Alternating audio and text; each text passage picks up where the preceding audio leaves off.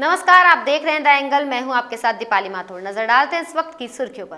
देश में 2 से 18 साल के लिए कोवैक्सीन के दूसरे तीसरे चरण का होगा ट्रायल, विशेषज्ञ समिति ने की सिफारिश। अलीगढ़ मुस्लिम यूनिवर्सिटी में 18 प्रोफेसर्स का कोरोना से निधन, मुख्यमंत्री अशोक गहलोत ने जताई चिंता, कहा जांच होनी चाहिए। राजस्थान सरकार ने लॉकडाउन में दी कुछ ढील, रेलवे स्टेशन एयरपोर्ट से आवागमन पर टैक्सी की अनुमति के दिए निर्देश। राजस्थान भाजपा के जहाजपुर से पूर्व विधायक शिवजी राम मीणा का निधन, प्रदेश अध्यक्ष सतीश पूनिया सहित कई नेताओं ने दी श्रद्धांजलि। भारत में कोरोना की दूसरी लहर ने विस्फोटक रूप धारण कर लिया है। यहाँ पाए जाने वाले कोरोना स्वरूप अब दुनिया के अन्य देशों में भी मिलने लगा है। विश्व स्वास्थ्य संगठन ने कहा कि भारत में कोरोना के जिस वेरिएंट के कारण स्थिति बिगड़ी है वह दुनिया के दर्जनों देशों में पाया गया है। संयुक्त राष्ट्र की स्वास्थ्य एजेंसी ने कहा कि कोरोना का B1.617 वेरिएंट बीते साल अक्टूबर महीने में भारत में पाया गया था। अब यह वेरिएंट WHO के सभी 6 क्षेत्रों के 44 देशों में पाया गया है।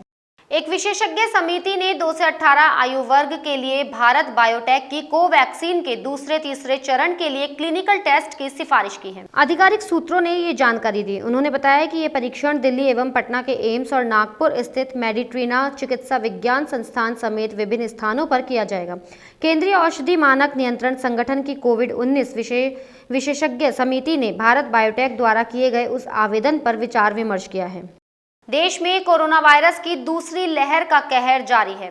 कोरोना संक्रमण से निपटने के लिए तेजी से लोगों का टीकाकरण किया जा रहा है। वहीं इन दिनों राज्य में कोविड वैक्सीन की भारी किल्लत हो गई है, जिसे देखते हुए केंद्र सरकार ने सुप्रीम कोर्ट के समक्ष वैक्सीन वितरण का फॉर्मूला शेयर किया है। इसके तहत राज्य सरकारों को 18 से 44 आयु वर्ग की आबादी के लिए मई में केवल 2 करोड़ खुराक ही दी जाएगी। गुजरात के भावनगर स्थित एक निजी अस्पताल में आग लग गई। घटना के बाद अस्पताल में अफरा तफरी का माहौल मच गया। सूत्रों से मिली जानकारी के मुताबिक अस्पताल की तीसरी मंजिल पर आग लगी है। उसी मंजिल पर आईसीयू वार्ड भी थे। हादसे के दौरान आईसीयू में 70 मरीज भर्ती थे। हालांकि समय रहते सभी को सुरक्षित बाहर निकाल लिया गया। इसमें कई मरीज ऑक्सीजन सपोर्ट पर थे। उन्हें ऑक्सीजन सिलेंडर के साथ दूसरे अस्पताल में शिफ्ट किया गया।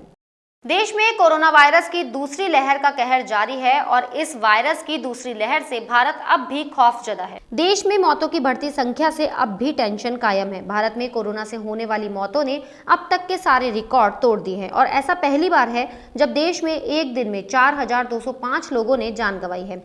भारत में कोरोना वायरस संक्रमण के नए मामले 3,48,421 पाए गए। देश में संक्रमण के कुल मामले बढ़कर 2,33,40,428 हो गए हैं। कोरोना से मरने वालों की संख्या बढ़कर 2,54,227 हो गई है। मुख्यमंत्री अशोक गहलोत ने वीडियो कॉन्फ्रेंसिंग के माध्यम से आयुर्वेद एवं भारतीय चिकित्सा विभाग की समीक्षा बैठक। सीएम अशोक गहलोत ने कहा कि कोरोना का संक्रमण शहरों के साथ साथ गांवों में और युवाओं में भी तेजी से फैल रहा है। साथ ही मौतों की संख्या भी बढ़ी है। प्रदेश के अस्पतालों, चिकित्सकों, पैरामेडिकल स्टाफ पर अत्यधिक दबाव है। संकट की इस घड़ी में रोगियों के बेहतर उपचार और इस चुनौती से लड़ने के लिए जरूरी है कि आयुष पद्धतियों और इनसे जुड़े तमाम संसाधनों का भी समुचित उपयोग सुनिश्चित हो।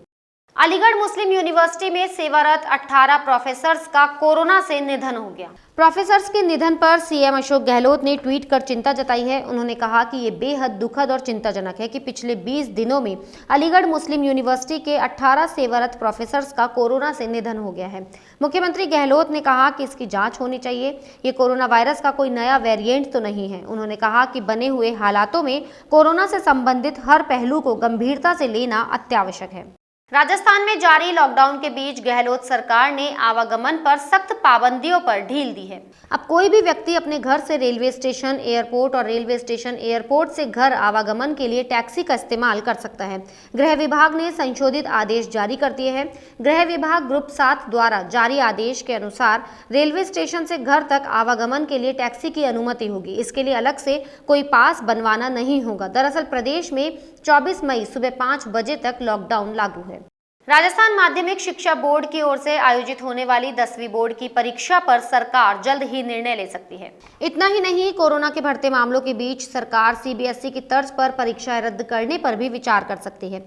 शिक्षा विभाग की ओर से ट्वीट कर ये जानकारी दी गई, जिसमें बताया गया कि छात्रों के हित और भविष्य को देखते हुए 10वीं बोर्ड परीक्षाओं पर जल्द ही निर्णय लिया जाएगा। बता दें, प्रदेश के करीब 12 लाख विद्यार्थियों में परीक्षा आयोजन को लेकर असमंजस की स्थिति बनी हुई है।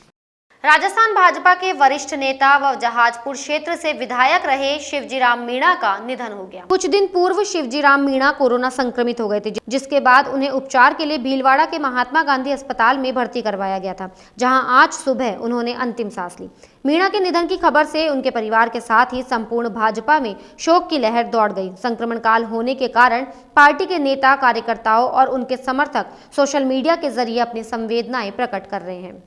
प्रदेश सरकार द्वारा लागू लॉकडाउन की पालना को लेकर दाता रामगढ़ पुलिस और प्रशासन सख्त नजर आ रहे हैं। पुलिस व प्रशासन द्वारा लगातार गाइडलाइन का उल्लंघन करने वालों के खिलाफ ताबड़तोड़ कार्रवाई की जा रही है और लोगों को महामारी की गंभीरता के बारे में जागरूक किया जा रहा है। उपखंड अधिकारी अशोक कुमार रणवा, तहसीलदार ओम प्रकाश शर्मा एवं थानाधिकारी हिम्मत सिंह ने संयुक्त रूप से कार्रवाई करते हुए दाता रामगढ़ थाना क्षेत्र के ग्रामीण इलाकों में दौरा किया और बेफिजूल बाहर निकलने वालों के खिलाफ कार्रवाई करते हुए करीब 1 दर्जन लोगों को क्वारंटीन किया गया, तो वहीं 1 दर्जन वाहनों के चालान करते हुए वाहनों को सीज किया गया।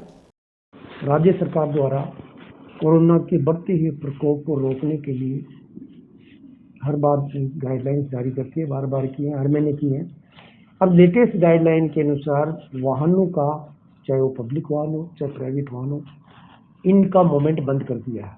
इसी के अनुसरण में, जिससे कि लोग, इनके मूवमेंट से क्या लोग प्लान करना, लोगों का इधर उधर घूमना कम हो जाएगा, लेकिन लोग नहीं मान रहे हैं। इसलिए इन लोगों के विरुद्ध दाता रामगढ़ पुलिस, एसडीएम, तहसीलदार और हमारे स्टाफ को साथ लेकर के हर रोज ये कार्रवाइयाँ की जा रही हैं। काफ़ी बार लोगों को समझाइश की है, लेकिन ये नहीं मान रहे हैं। इसलिए इनको चेतावनी के स्वरूप ला करके इंस्टीट्यूशनल क्वारंटाइन किया जा रहा है। बार बार इनके साथ समझाइश की जा रही है। अगर नहीं मानेंगे तो फिर इनको परमानेंट 14 दिन के लिए इंस्टीट्यूशनल क्वारंटाइन किए जाएंगे। देश में आई कोरोना संक्रमण की दूसरी लहर ने करोड़ों लोगों की जिंदगी पर ग्रहण लगा दिया। इस खतरनाक लहर में भी कुछ लोग सेवा कार्य में जुटे हुए हैं। ऐसे ही सेवा जयपुर जिले के बधाल कस्बे के नरेंद्र कुमावत एवं उनका पूरा परिवार मिलकर कर रहे हैं। पेशे से टेलर नरेंद्र कुमावत एवं उनका परिवार मास्क बनाकर लोगों को निःशुल्क बांट रहे हैं। नरेंद्र कुमावत एवं उनका परिवार पिछले साल आए वैश्विक महामारी कोरोना की पहली लहर के बाद से पिछले 13 महीने से मास्क बनाकर लोगों को बांटकर मानवता की सेवा का परिचय दे रहे हैं। पिछले 13 महीने से कोरोना चल रहा, जब से मैं मास्क वितरित कर रहा हूँ और वैक्सीन की बारी आने में सब अपनी वैक्सीन लगाए, अपनी जिम्मेदारी निभाए और 2 गज की दूरी रखिए और मास्क ज़रूरी है। और जब तक कोरोना काल चलेगा, जब तक मैं ये मास्क फ्री बांटूंगा, ये मेरे आप लोगों से हाथ जोड़ के विनती है। 2 गज की दूरी रखिए, घर में रहिए, सुरक्षित रहिए और सबको अपनी मास्क लगाने की अपील करें। अभी तक मैंने 13 महीने में 5,500 मास्क बांट चुके हैं और आगे भी मैं बांटता रहूँगा और ऐसी पब्लिक की सेवा करता रहूँगा। निःशुल्क सेवा है मेरी ये, मेरे एक ही मन में मानवता के कारण मैं निःशुल्क सेवा कर रहा हूँ। बस एक समाज की सेवा कर रहा हूँ और परिचय देना चाहता हूँ, मैं समाज सेवी बनना चाहता हूँ। मेरे पापा, मेरी बहन, मेरी मम्मी, मेरा भाई, मेरा पूरा परिवार मास्क बांट रहे हैं फ्री के अंदर। और ये ऐसा पिछले 13 महीनों से हम मास्क बांट रहे हैं। ऐसा मौका हमें मिला, हमें खुशी हुई। मानवता का हम परिचय दे रहे हैं मास्क बांट के। और आपसे अपील है कि घर में रहे, सुरक्षित रहे, 2 गज की दूरी बनाए रखे और जरूरी काम हो तो बाहर निकले और वैक्सीन जरूर लगाए। पेट्रोल और डीजल के दामों में तेजी थमने का नाम नहीं ले रही है। घरेलू बाजार में पेट्रोल और डीजल के दाम में बुधवार को लगातार तीसरे दिन बढ़ोतरी हुई। पेट्रोल में प्रति लीटर 27 पैसे की बढ़ोतरी हुई, वहीं डीजल के दाम में 27 पैसे की ही बढ़ोतरी हुई। जयपुर में अभी पेट्रोल के दाम 98 रुपये 47 पैसे और डीजल के दाम 91 रुपये 20 पैसे प्रति लीटर हो गए हैं। तेल कंपनियों ने इस साल 33वीं बार पेट्रोल डीजल के दामों में वृद्धि की है। इस तरह चुनाव के बाद इन 8 दिनों में जयपुर में डीजल के दामों में 1 रुपये 91 पैसे और पेट्रोल के दामों में 1 रुपये 79 पैसे की बढ़ोतरी हो चुकी है। कमजोर वैश्विक संकेतों के कारण तीसरे दिन भी शेयर बाजार लाल निशान पर खुला। बॉम्बे स्टॉक एक्सचेंज का प्रमुख इंडेक्स सेंसेक्स 221.45 अंकों की गिरावट के साथ 48,940.36 के स्तर पर खुला। वहीं नेशनल स्टॉक एक्सचेंज का निफ्टी 50.30 अंक नीचे 14,800.50 के स्तर पर खुला। आज Doctor Reddy, Sun Pharma, Power Grid, ONGC, NTPC, ITC, SBI, Maruti और एशियन पेंट्स के शेयर हरे निशान पर खुले। वहीं टाइटन, HDFC, ICICI बैंक और अल्ट्राटेक सीमेंट के शेयर लाल निशान पर खुले। बुलेटिन में फिलहाल इतना ही। अगर आपको हमारा वीडियो पसंद आया हो तो हमारे चैनल को लाइक, शेयर और सब्सक्राइब जरूर करें।